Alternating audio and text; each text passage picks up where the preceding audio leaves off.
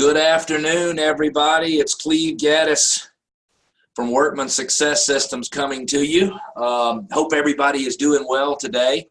We're going to talk about business planning for 2020, and I am very excited about that. I can see all the attendees rolling in here today. It looks like we've got a great group.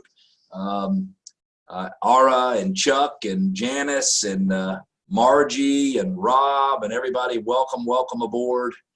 Tara and Sherilyn and hello Sherilyn and Caleb, and we got a big group here, so I appreciate all of you logging on to take a look. Oh, there comes Sherilyn saying hello. So hopefully I'll be able to have at least a couple of you. I don't know that I'm going to have a way to interact with you guys or not. Oh yeah, I am, so that's awesome. Hang on, let me go try something. Hold on just a minute. Let me see if I can find Sherilyn again. My girl Sherilyn. Hang on. Sherilyn, can you hear me? Can you talk now? Yes, yeah, I can no talk. worries. No worries. Woo! I love it. Okay, good. So I'm gonna put you in the not allowed to talk for just a minute. But I just wanted to try that to see if that works. That's good. So I can do that during the call today. Now, if I can find you to shut you off here, I don't know where you are. You're gone somewhere. Anyway, you're probably you'll be. Oh, there you are, right there. Okay, good. So it's nice to talk to you. How's the weather in Michigan? We have a sunny day. Hey, I just forwarded you my business plan with a breakdown by quarter. I'm trying to take it up a notch this year, so I would love you. I love it. So does that mean you want me to review your business plan with people all over the country? We can kind of dive into it, dig into it. We can dig into it together. I love that. So I'm going to share my screen again. I can't always see everything that I want to be able to see. Can everybody see the screen? Sherilyn, can you see? Yes. Awesome. Okay, so anyway, welcome. I'm Cleve Gaddis. I am a master coach with Workman Success Systems, and I'm here to talk all about business planning for 2020. Hopefully everybody can see me, at least if you're on your video, hopefully you can see me. And I want to start talking first about the greatest salesman in the world. For those of you who are part of the Workman Success Systems family, you know, we talk about this book all the time. It was written by Og Mandino. It's a story about a poor boy who wants to be successful, so he seeks out a rich man to teach him how to be successful. He fails once, then he fails twice. Not sure if you're on and you can relate to failing once, failing twice. If you're anything like me, it'd be failing 15, 18, 20, 25 times. And so let him fail twice. And then he said, if you want to learn the secrets of being successful, I will give you all of the 10 scrolls. And the 10 scrolls are about changing our habits. They are about, let's see here, somebody's raising their hand. Let's just see if we got something we can answer here. So at this point, the PowerPoint is not on the free downloads, Gus, but I will make sure that we get that sent out for you. Chad, if you're listening, if you'll make sure that sometime later today, anybody who goes in and gets the downloads of the things we're going to give, I will send you this whole PDF I'll send you the whole PowerPoint in PDF, and you can send it out to everybody. Sorry, guys, I got so many things going on here during the presentation that I can hardly pay attention, and I'm not accustomed to having 3 screens open while we're doing a webinar. Bill Foss, by the way, I saw you raised your hand. I don't have the ability to open the link and talk to you, but I sure would love to catch up with you, my friend. It's been a long time since we talked. But anyway, let's get back to the greatest salesman in the world, and I want to read something from the scroll marked 1. And I want us to think about it, and I apologize. You're going to see me drinking a little coffee on today's call. I'm getting a cold, so I have a very bad sore throat. So I'm trying to make sure it doesn't cause a problem for me on today's webinar. But it says, and this is on page 54, for those of you who have a copy of The Greatest Salesman in the World, it says, as a child, I was slave to my impulses. Now I am slave to my habits, as are all grown men. I have surrendered my free will to years of accumulated habits, and the past deeds of my life have already marked out a path which threatens to imprison my future. My actions are ruled by appetite, passion, prejudice, greed, love, fear, environment, habit, and the worst of these tyrants is habit. Therefore, if I must be a slave to habit, let me be a slave to good habits. My bad habits must be destroyed and new furrows prepared for good seed. I'm going to see if I can get somebody to have a conversation. Let's see here. Adam I think it's Rittweger. Adam Rittweger, can you hear me? Adam? Yes, I'm here. Hey, Adam, how are you? Where are you dialing in from? Houston, Texas. Oh, Houston. Who are you with? Brown. Who? Area. Chance Brown? I never heard of Chance Brown. I love me some Chance Brown. Hey, welcome aboard today.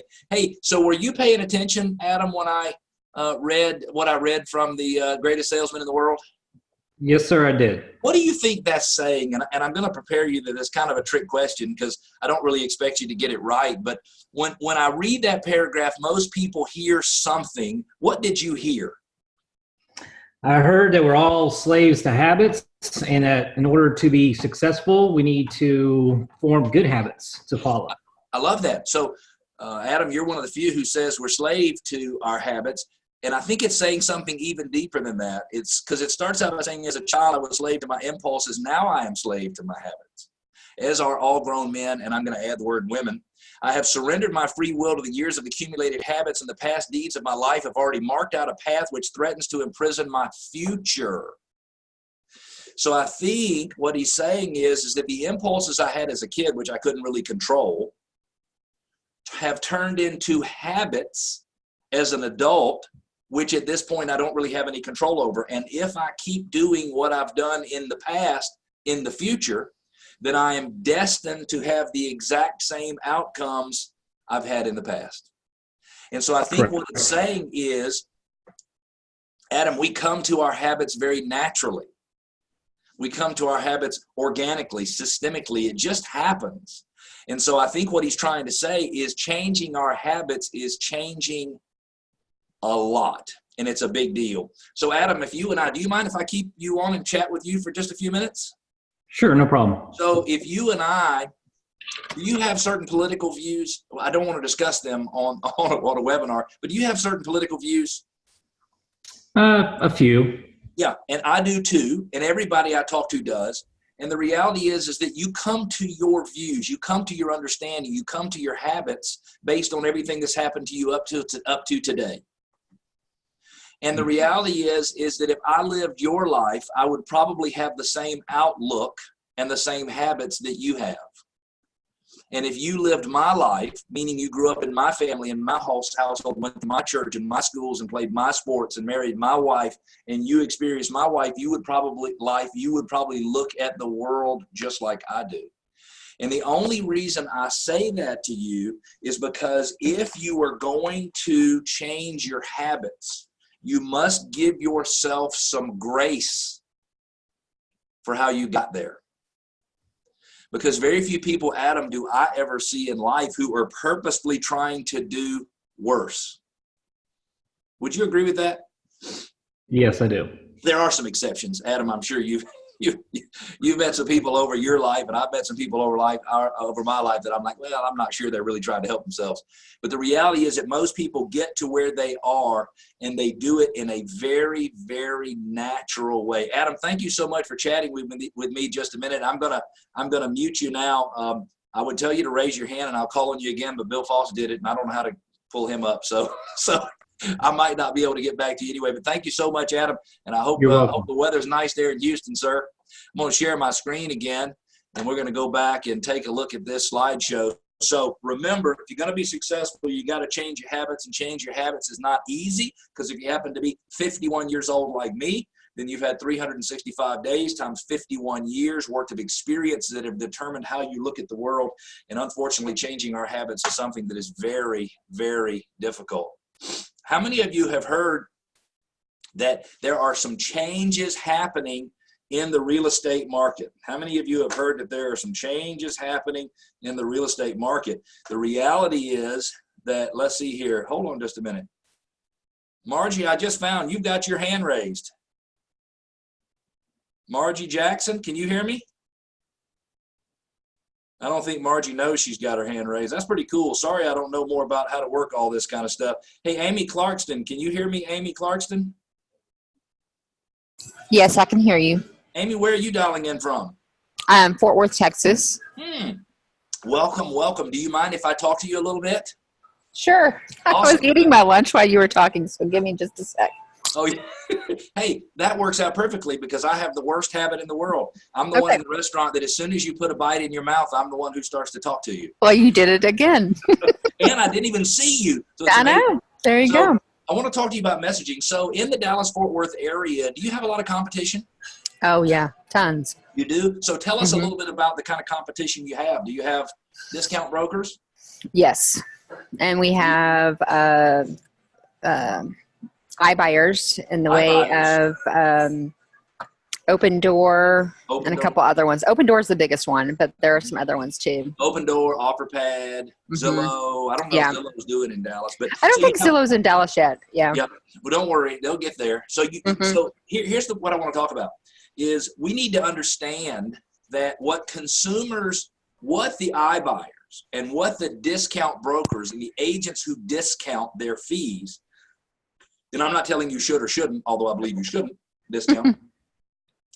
What they're playing on is the consumer's belief that there's too much brain damage in a real estate transaction. It's too much trouble. And so as we get ready for 2020, guys, I want us to plan to include things that increase the speed of a transaction, that provide some certainty in a transaction, and provide convenience.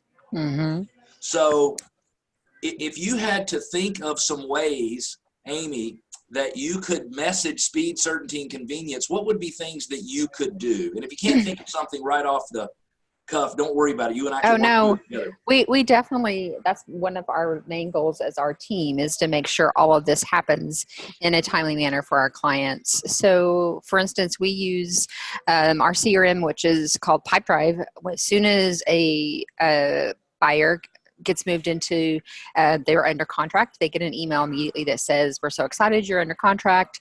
Here's a list of inspectors for you to go ahead and give a call and get that scheduled. And then of course we have a system to remind our transaction coordinator to reach out to them and say, hey, we're so excited to help you. What's your next step? And throughout that process, we have tasks to remind us. Hang on one second. This is so awesome. I am so proud, so glad that I picked you totally by chance. But so in that, sending them something, you're making things move faster. You're providing them with more certainty on the next step, and you're certainly doing things to make it more convenient for someone. And so everybody take Amy's example and the rest of Amy's team in the Dallas-Fort Worth area and make sure you're incorporating speed, certainty, and convenience into your messaging for next year. Amy, I cut you off when you were right in the middle of a thought. Was there something else you wanted to share? No, we just make sure that our transaction coordinator calls them right away and lets them know that if they have any questions, to reach out to her. And then, of course, the agent, whoever is on the transaction, is also continuing to follow up. And we always find areas that we can improve on. Like this week, we had a seller that thought she had to be there for the inspection. And then I was talking to my transaction coordinator and saying, hey, we should probably put something in place. And she goes, well, that is in the first step or the next step email.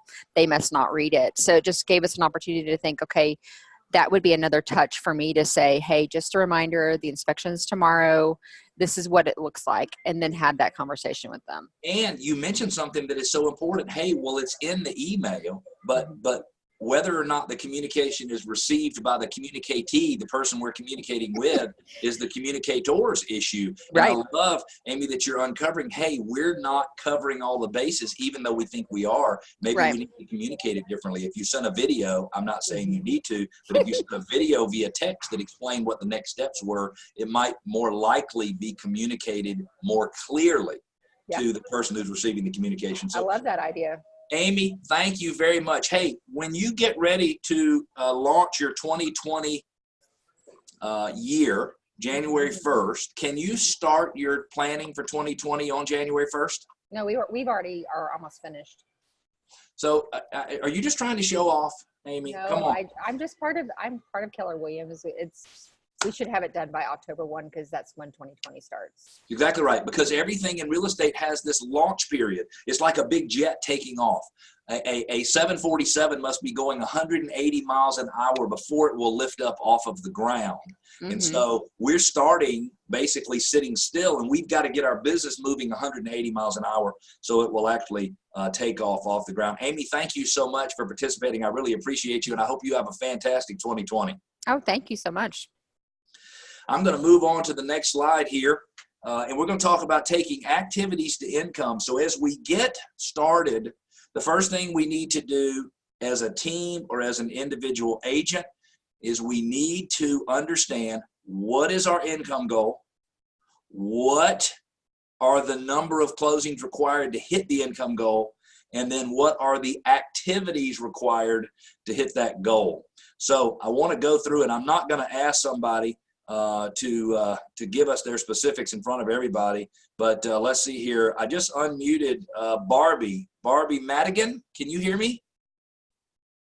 Barbie Madigan. All right, let's we're going to put her. See, I thought she was unmuted. It looks like she's probably not able to unmute. Let's see if I can find somebody else. Let's see here. Ann, it's not working for some reason. I'm not able to unmute people. I don't know what the problem is, guys. Sorry. Anyway, let's keep rolling. If you're going to understand, here's the income I want to make. Here is the units I need to sell, the requirement. Then here are the activities required. Then I'm going to show you some of the Workman Success Systems Training Center. And so I've logged into the training center. For those of you who are clients, you have access to this. For those of you who are not, it's part of the platform we use as we're training and coaching individual agents and small teams, medium teams, and large teams throughout the country. And I'm actually going into the BAM program. So I'm just going right here to the BAM. The Buyer Agent Mastery Program. I'm looking for Session 2, Business Planning, and we've got a couple of great resources that we're going to be digging into today. The video is 35 minutes long. It has a business plan workbook, which, by the way, I think is going to be one of your free downloads, so you'll be able to get the entire 22 or 27-page business plan workbook. But we're also going to have for you an income goal spreadsheet, and this is fantastic. Let me see if I can make this just a little bit bigger. Everybody can see it. Hopefully you can all see that fairly well. When you go in, by the way, we're going to send it to you in either a Google Sheet that you'll have to click on File and make a copy of to get a copy of, or we'll send it to you in an Excel file so you can use it. But you need to take your activities, you need to take your production, your income, your production goal, and you need to equate it over to the activities that are required in order to achieve that. I love this. Amy Clarkston says we've used this document as a team and they absolutely love it. Workman Success. Oh, somebody says they're only seeing the presentation. Thank you for telling me that. Hang on just a minute here. And I'll tell you one thing. Now you should see the presentation. By the way, let's see here. Greg Fedro, thank you very much. Workman Success Systems. Let me see the presentation. That was Chet. Chet, you're doing a great job hosting the webinar. Nobody can see what I'm doing here, but I'm trying. By George, I'm trying. So hopefully everybody can see it now. If somebody, Greg, if you'll let me know if you can see it now, that would be appreciated. Greg Fedro, let me know if you can see the income goal sheet. But the way this works is simple, and I'm not going to fill it out online because I need to make a copy. But you'll start out by putting your name right up here in this area. You're going to put your income goal. If your goal is $100,000, I think if you're in real estate and you're in real estate full-time, there's never a reason for the goal to be less than $100,000. In most areas, that doesn't take a whole heck of a lot of closings to make $100,000. You're going to put what your expenses are. That's not your split with your broker. That's your expenses. I would say the average agent who's on a team probably has expenses of another 10%. Car, cell phone, other marketing things, 10 or 15% is what goes there. Then you're going to break down the gross commission percentage on the buy side of a transaction, the sell side of a transaction, the gross commission or the commission percentage on the buy side of a transaction. You're going to put your split with your broker or with your team leader, and then your broker and your team leader. Then you're going to put your average sales price of a listing, average sales price of a buyer deal you represent. Then you're going to put the percentage of your business that is a buyer or a seller. And then you're going to go down to this section and you're going to put your conversion ratios in here. And it's going to say, for every 10 listings I list, I close 8 of those, 9 of those. You don't want to do your business plan where you're closing 100% of all the homes you list, because the odds are that's not going to be the case. Not every single thing is going to flow through your system and close. Then you're going to say, if I go meet 10 sellers and talk to them about listing the home, I'm going to list X percentage of those. And you're going to put that in there so you'll have these conversion percentage. You're going to do the same things and say, for every buyer I meet, or if I meet with 10 buyers, here's the number of buyers I expect to close. And what's going to happen is you're going to wind up with 2 very, very important numbers. It's going to show you the number of listing presentations you need to do each week, allowing for 2 weeks vacation. It's also going to show you the number of face-to-face new first-time buyer appointments. When I say first-time buyer, I don't mean a buyer who's buying a home for the first time. I mean the first time you've met them. And so you're going to know the number of listing appointments you need to go on next year, and the number of new face-to-face buyer appointments where you do a buyer presentation that you need to have during the year. And guys, if you use this correctly, it is absolute magic. Then down here, it's all the green areas that you're filling in, remember. And down here, you're going to put in your prospecting activities. What do I plan to do? When do I plan to do it?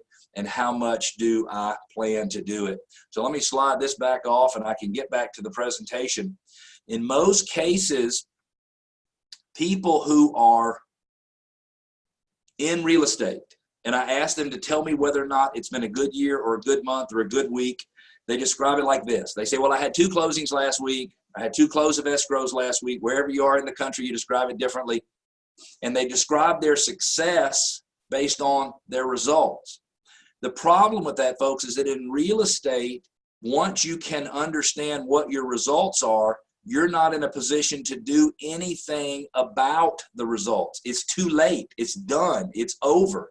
So I've had my closings. I know I had 35 closings in the first quarter. I had 35 closings for the year, and I'm judging myself based on those closings. But the reality is the reason you had the closings is because of all of the activities, all of the buyers you met with for the first time, the people you went out in the field with, all of the different things. Those activities are what help you understand whether or not you're going to be able to deliver results. So my suggestion for you is during 2020, you focus on the activities that are required to deliver the results. Now, a couple key points I want you to remember from the Workman Success System, and you need to use these from a business planning standpoint, especially if you're running a team, is that number 1, you need to produce 6 to 8 buyer leads per month per listing. So if you have 10 listings, you should be producing between 6 and 8 leads per listing, between 60 and 80 leads per month. I talk to people all the time and they say, well, I don't produce leads from my listings. And we're not saying when you have a listing, meaning it should automatically produce 6 to 8 leads. We're saying when you have a listing, you should be proactive and do things that generate 6 to 8 leads per month per listing, which means open houses. It means call capture signs. It means sending just listed postcards into the neighborhood and giving them some reason to call. So your goal needs to be to generate 6 to 8 leads per listing per month. Next thing is you should be generating 1.5 buyer closing sides for every listing. So if your plan was to close 10 listings in 2020, your plan should also be to close 15 buyers. If your plan is to close 20 listings for the year, your plan should be to close 30 buyers. So 1.5 buyer side closings for every listing. And for those of you looking to grow a team or who already have a team, for every 25 leads you generated on a monthly basis, you need another buyer's agent. So if you have 25 leads a month, it's probably enough for you. 50 leads a month is enough for you and a buyer's agent. 75 leads, you and 2 buyer's agents. You see the math. Sometimes when you're producing leads through Facebook ads and Google ads, things like that, that number might need to be 35 leads per month instead of 25 leads per month. But you need to plan your business. So if you knew you were going to have 4 buyer's agents all throughout the year, then your plan needs to be to generate a minimum of 100 leads, whether it's from open houses, SOI past clients, from Zillow ads, from Google ads, whatever it is, you need to be generating a minimum of 25 leads per buyer's agent per month. Now, when you get ready to plan your income, and you guys have heard Verl talk about this, all of you who are in our coaching program have heard about the 4 pillars of income for quite some time. And so you need to make sure that that's something that you're absolutely positively paying attention to. And that is, you want to create 4 different ways for generating that income. Can everybody see the 4 pillars of income now? Let me make sure I can see the comments from everybody here. Yeah, well, hopefully everybody can see the four pillars of income at this point. And I'm sorry I'm having some technical difficulties. But in order to find the 4 pillars of income, you're going to go into the business plan, which you'll be able to download. You'll be able to get it free at the end of this presentation. Now, let's just see here. I got somebody chatting. Yes, you can see them. Fantastic. But this is the business plan workbook. I'm going to make this just a little bit larger. And as you go through the business plan workbook, you look through about halfway through, you're going to see the 4 pillars of income. It's right here. And what we say is that if you want to hit your target, you need to have 4 separate ways for hitting your target. So if you want to make $100,000 this year, then you need to create 4 different ways of hitting your $100,000 target. Now, for everybody, the center of the target, this one up on the top, it always needs to be top 50 SOI, past clients. It needs to be marketing to your sphere. I was at a luxury summit on Sunday and Monday in Austin, and one of the things that was amazing, and we had a guy who was the branch manager for a McLaren dealership in Beverly Hills, and I would have thought that rich people just knew they wanted to buy a McLaren and they would go buy it. And he says that's not the way it works at all. They have to really get out and make relationships and do things to create attention and to make sure that people are paying attention to their brand. So that past client sphere and top 50, that is stirring the pot with your sphere of influence. And then the next one might be online leads, for example, or it might be open houses, for example, or it might be any of that, working FSBOs or expireds, or all different ways to generate leads.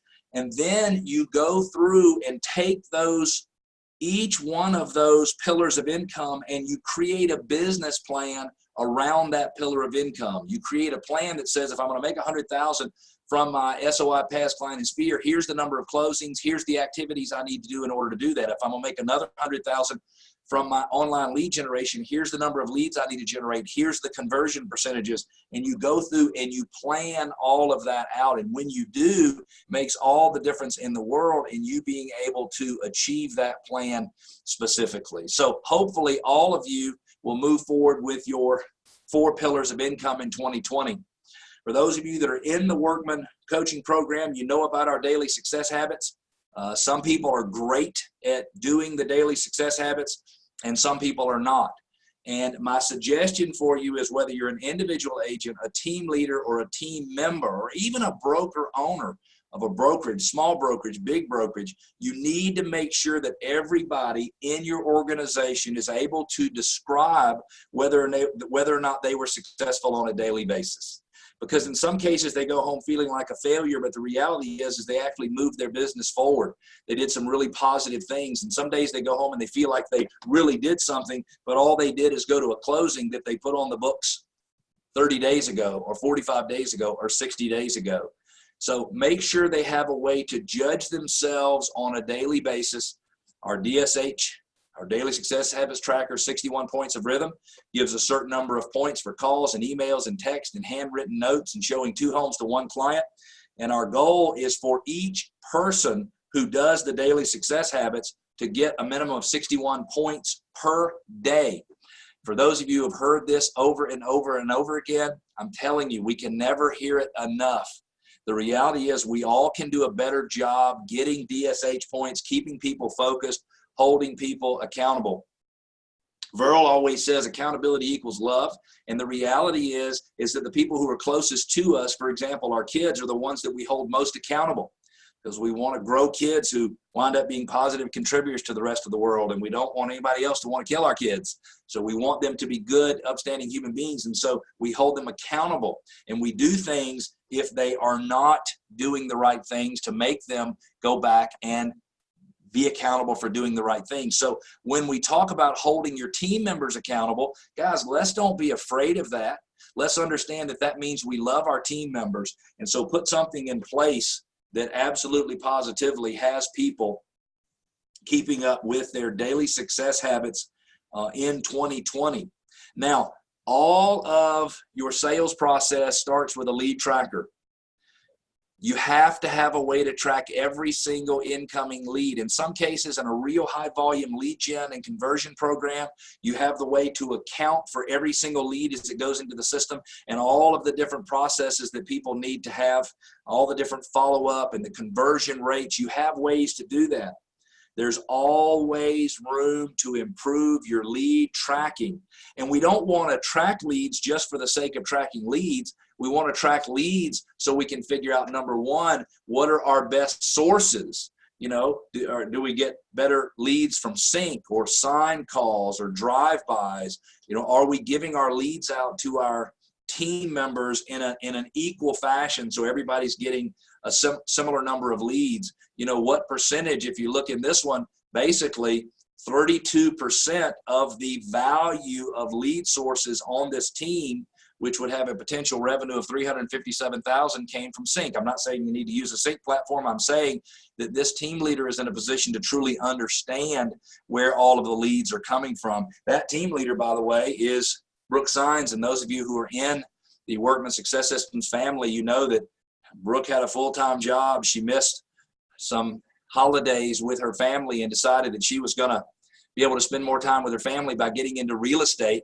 Little did she know that when she got into real estate, it caused a whole new group of headaches and caused a bunch of stress. So she decided she needed to grow a team. And long story short, from 2015 to 2018, she grew a business from 30 houses up to $175 million in gross commission income. Now she rarely works nights, rarely works weekends. And it's because she starts out and she follows lead tracker and transaction tracker, and she does all of the things that she knows she needs to do. For those of you who are looking, and I'm sorry I'm going fast, I want to make sure I get as much covered on today's webinar as I possibly can. One of my favorite lead converters is a gentleman out of Wisconsin. And I asked him one time, he's probably one of the best people I've ever seen at high volume lead generation, lead incubation, and lead conversion. He knows how to generate the lead. He knows how to put it in a system so he can follow up the way he's supposed to. And he knows how to get them converted. And I asked him how long the average prospect who closed on a home had been in his CRM, and the answer was 387 days.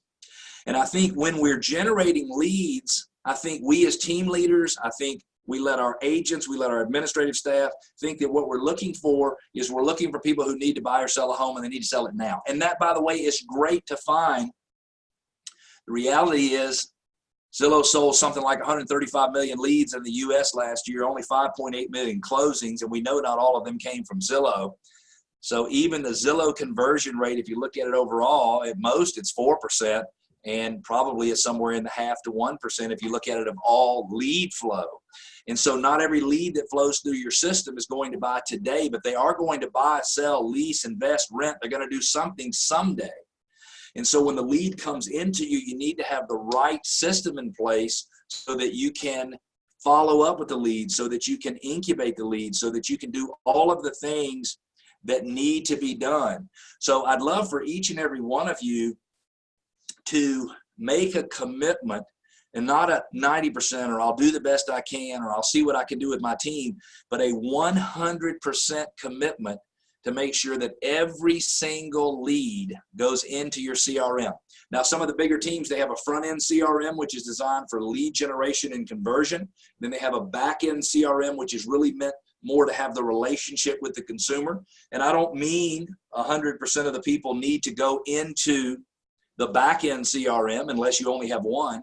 But I do mean that every single lead, except a Fred Flintstone, and even Fred Flintstone, if it has a valid phone number, should go into your CRM system so you can set up a way for making sure you're following up the way you are supposed to follow up. And no matter what, no matter how many times you talk about it as a team leader, no matter how many times you think about it as an individual agent, you always need to go back and talk about the way you categorize and follow up on all lead flow. In the Workman Success Systems, and it's a reminder for all the Workman people who are on the call, it's new information for those who are in visiting with us, and by the way, we're delighted you're here. We recommend you use the ABCs, or the ABC method of lead management, which says an A lead is somebody who's ready to buy or sell in the next 90 days, and you always have an appointment with them. Excuse me, guys. An A is somebody who's ready to buy or sell in the next 90 days, and you always have an appointment with them. I'm going to pull up the training center, and we'll pull it up in front of here. We're going to roll in here and take a look at this. I'm going into the BAM video right here. I'm going to look down here, and I'm going to see the ABCs of lead management. And so here you have all different dialogues. You have an 11-minute and 54-second video that our clients get to watch. And we'll go right here, ABCs of lead management. You can see here we have scripts that you can use for making calls, but ABCs of lead management right here. Let's see, it looks like we got a question here. Can I transfer those leads? So the answer, Gus, is you can transfer leads from one system to another system fairly easily. You say you have top producer, and I think you can certainly get a lot of those to be transferred over to your top producer system. It's not something that I'm going to have the ability to talk about a lot today, but Gus, we can certainly follow up with you and help you. When you go in to get the downloads at the end of the session, you'll have the ability to reach out to us and set up a consultation. And if you're in the coaching program right now, we can certainly make sure you get that information. But the ABCs of lead management are very simple. A is somebody who's ready to buy or sell immediately. You always have an appointment with them. If you ask agents on your team how many A's they have, they'll say, I have 4, I have 5, I have 6, I have 8. Always make sure as a team leader that you're asking them to show you on their calendar where they have the appointments scheduled for the A, because in most cases, they're saying I have 6 or 7 A's, but they don't have appointments with them. In the whole process of the ABCs of lead management is you want to get C's to be B's, B's to be A's, and A's to be closings.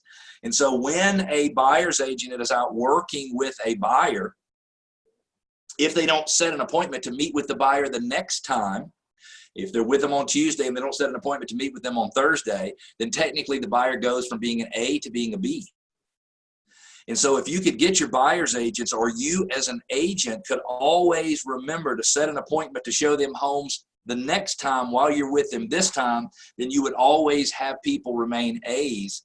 And the reality is it would change the way you think, and it would change the way your agents think, and it would change the way the prospect, the buyer prospect, the client feels about the prospect, the process. Because when you start driving the process and setting the next appointment, I promise you, you start doing, as a buyer's agent or a team leader, you start doing more searching for listings. So you start uncovering some listings that they should be seeing. And if any of you have ever had a conversation with a buyer who wanted to get a rebate or didn't want to pay full commission or didn't want to be responsible for you getting full commission, it could be because in a lot of cases in the U.S. especially, buyer's agents feel like they're having to do a lot of the work because they're doing a lot of the searching on their own. So this might change the nature of that.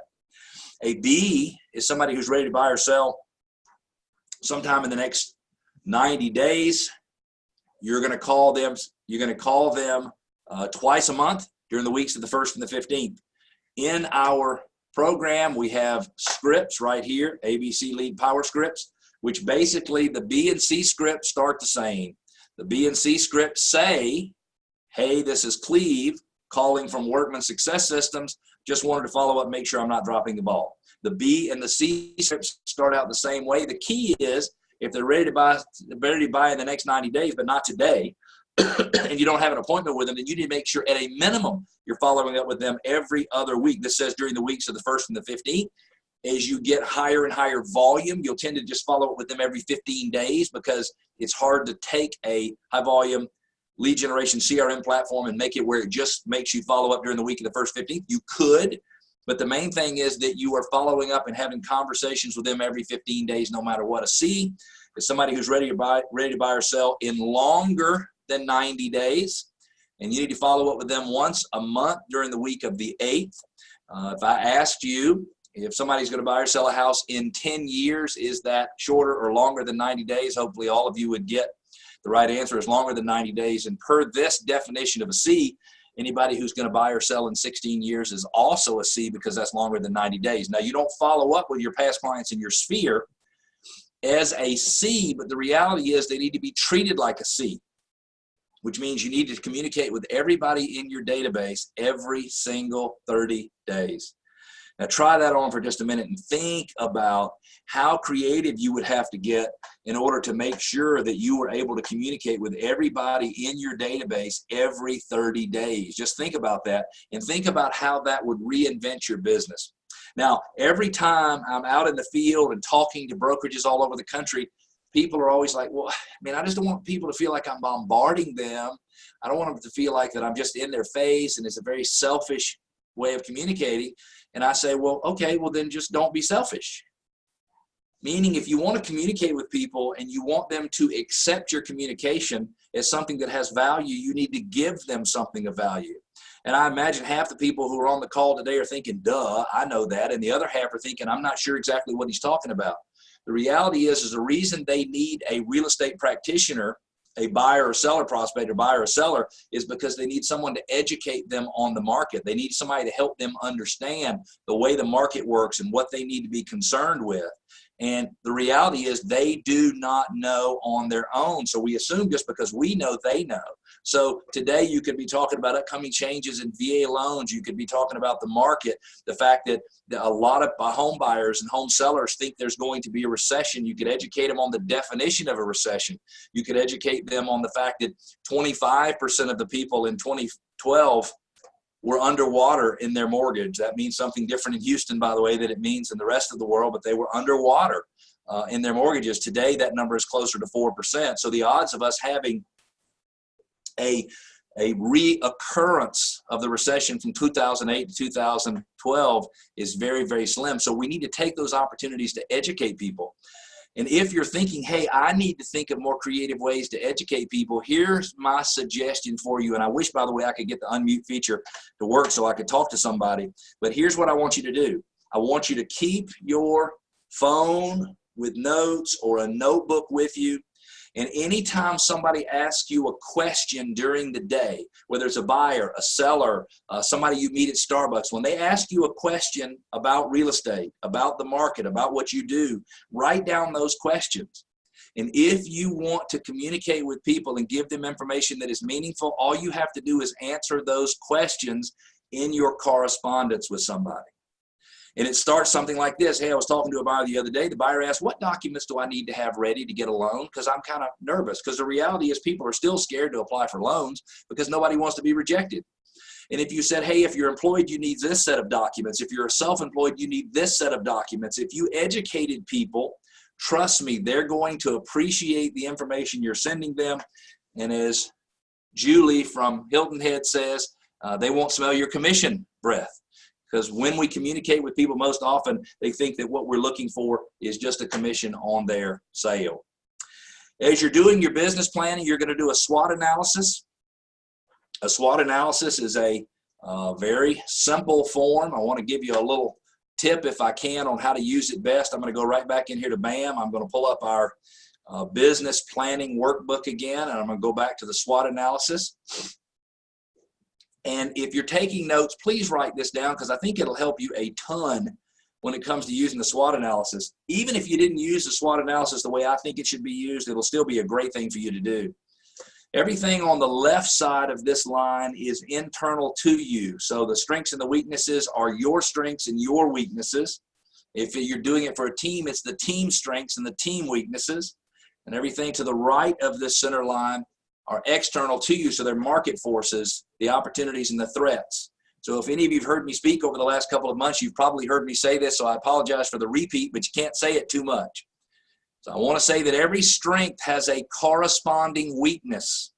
So if, for example, you consider yourself a good speaker and a good communicator, the odds are that the corresponding weakness that goes with that is you might not necessarily be a good listener.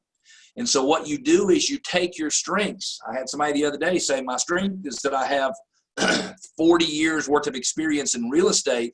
And then she came to the conclusion that her weakness was because she has so much experience in real estate, she thinks everybody knows what she knows. And the reality is they don't. So her way of offsetting that weakness, as you will. So my strength produces a weakness. My strength has a corresponding weakness. Then you put in place something that is designed to help you offset or support that weakness in 2020. And so her example was, I'm going to talk about the transaction in more separate pieces. So I'm not going to assume somebody understands the entire process start to finish. I'm going to explain to them how this piece works, how that piece works, how this piece works, how that piece works. And so she put something together that is designed to offset her weakness. And that is exactly how this is supposed to be. For those of you who have teams, sometimes you're a good communicator, you're a good salesperson, but you're not the best at following up. And your way of offsetting that weakness is to hire an administrative staff person to help you follow up and with all the details. That's beautiful. That's exactly the way this is supposed to work. Let's move over to the other side of the SWOT. These are the external forces. And let's look at first the threat. So get people on your team and you complete the threats section first. So in one market, they're getting so much more inventory on the market. This is a higher price market that is starting to be a threat, meaning they have more inventory on the market than any time since 2012. That's a lot of inventory. So the threat is that it's harder to sell homes in the market because there's so much more inventory on the market. So then the next thing we do is we say, how does that threat give us an opportunity from a marketing standpoint, from a messaging standpoint? How does it give us an opportunity from the way we communicate with people's standpoint? And the reality is, if you have more inventory on the market, then the flip side is there are less buyers than there are homes for sale, which means a buyer might have an advantage in a market. And if a buyer came in and made 5 or 6 or 7 or 8 offers, they might be able to get a better deal on a property than they have in a long time. If the threat of your market is that I'm in the $200,000 price range and there's not enough inventory and as a seller's market, then your opportunity for marketing might be something along the lines of, I can mail out, we have a buyer cards, we have a buyer letter, which you'll find in the Workman Success Systems Training Center as well, and people will believe it. So if I'm working with a buyer and they can't find a home in a certain area, I can mail out a letter and the odds are I will get people's attention. So remember, every strength has a weakness. You have to plan for offsetting the weakness. You don't have to plan for taking advantage of or relying on your strengths. We do that anyway. The purpose is for us to figure out how to offset or to compensate for that weakness. And you have to use the threats in your market because people are talking about it. They're thinking about it. They're dwelling on it. So if the threat is they think they might be a recession, then use that to your advantage. Do as much research as you possibly can to prove why there will not be a recession, certainly not like the one from 2008 to 2012, not anytime in the near future. So do the SWOT analysis. I think you'll all appreciate having done that. You got to plan your top 50, your SOI, your past clients, and your client events. I think a minimum, you need to communicate with all of your past client sphere and top 50 every single month. I think you need to mail them something a minimum of 6 times a year. Be better if you mail them something 12 or 13 times a year. I think you need to have a minimum of 4 client events per year. Some people get overwhelmed by client events. They don't want to do too many client events because it takes a lot of time. Well, that's okay. Just have your first client event of the year or for next year be a photos with Santa and let everybody come to your place. Make it easier for you. Maybe give away some Valentine's Day candy in the month of February. Let it be easy, but plan all of this stuff in advance. Don't wait until the last minute to plan everything for next year. What are you going to talk to your top 50 about? All 12 months next year. You can plan it out right now. Put it on a marketing plan. Plan it out.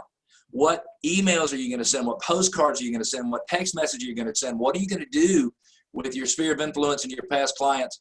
And then what client events are you going to have and when are you going to have them? Just take the year and say, we're going to do Valentine's Day here. We're going to do July 4th here. We're going to do Thanksgiving here. We're going to do photos with Santa or whatever you might want to do on this date. Go ahead and put it on the calendar and start working toward it.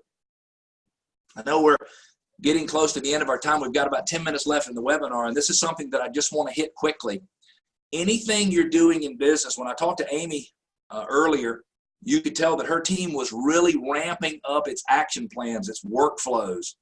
They were ramping up the system with which they deliver service to their consumer. Because when you think about it, if a seller hires you to sell the home, in most cases, they're hiring us. Well, the problem is that they need us and the system that comes with us.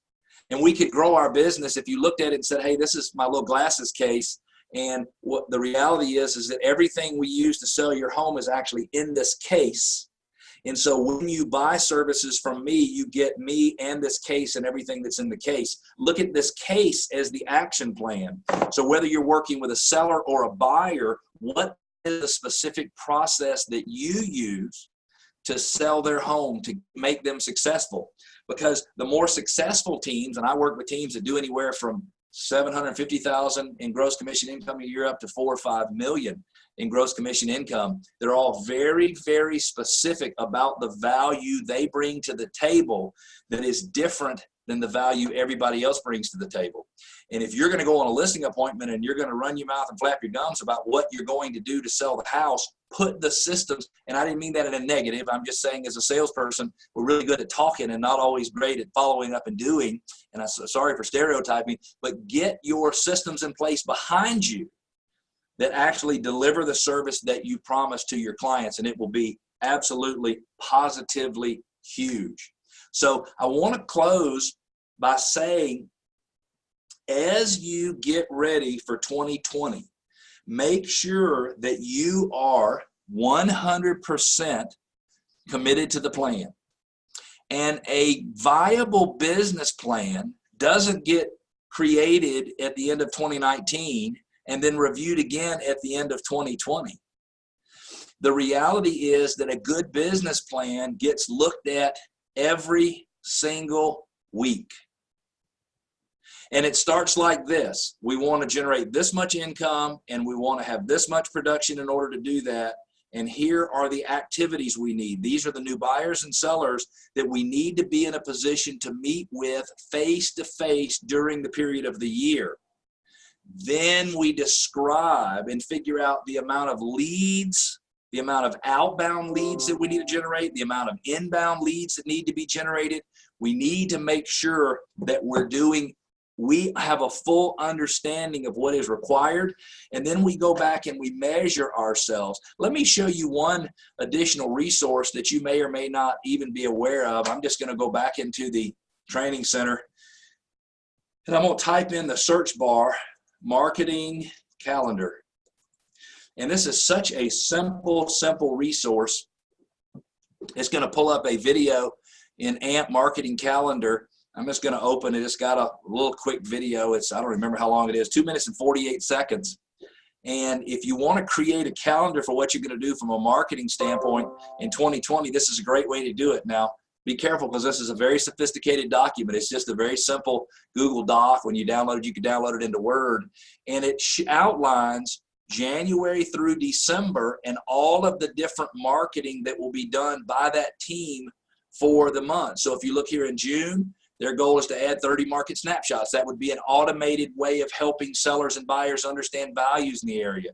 Do a minimum of 8 blog posts, send out 3,300 postcards to a certain area, 1,500 We Have a Buyer letters, do a home buyer seminar, send recipe cards to their client database. So they're just planning their marketing activities in advance. And then what happens is you always want to be a minimum of 30 days ahead of your plan, talking about your plan. You really should be 60 days, which means January's marketing plan gets launched and introduced at the beginning of November. It doesn't mean it's put out there in the market, but you start the process of getting ready to do the things in January, and you do that in November. And then January, you'd be working at what's going to happen in the month of March. Some of you guys and girls are so very good at planning your marketing calendar and absolutely positively sticking with the plan.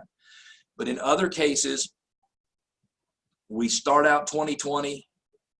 By the time April rolls around, we're starting to get busier, and then the whole plan goes out the window.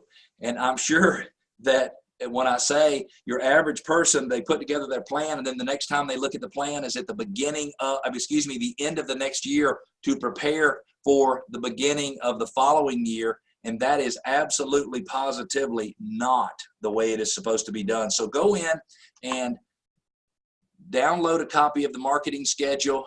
Chet, if you're listening, let's make sure that anybody that requests the free downloads that we send them a copy of this marketing schedule, and I'll get you a copy of the whole presentation so you can send it out as well. Let's make sure that everybody is focused and headed in the right direction. Let's talk about the free resources that'll be available to you. In order to get the free resources, and I'm going to try to find to make sure I can show you where you'll get these. You'll go to workmansuccess.com plan for 2020. So let me just pull this up so you guys will know how to find them. I'm going to put this here, and I'm just going to type it in.